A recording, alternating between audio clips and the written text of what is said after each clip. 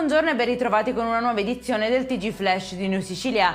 In apertura maxi operazione in Italia contro la criminalità giovanile e le baby gang, impiegati oltre 1000 agenti, 142 i giovani denunciati, tra cui 29 minorenni, sequestrate armi e droga, coinvolta anche la Sicilia, nello specifico Caltanissetta, Catania, Messina e Palermo.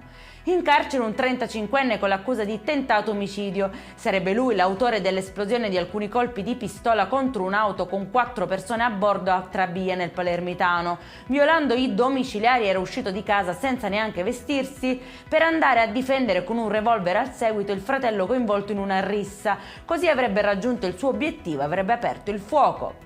Salvati dalla polizia di Catania 6 cavalli tenuti all'aperto senza alcun riparo, né acqua e cibo tra fango ed escrementi. Denunciato un 44enne, scattano sanzioni per oltre 5.000 euro. Il terreno è adibito a stalla abusiva e fatiscente, è stato dichiarato non idoneo alla permanenza degli animali.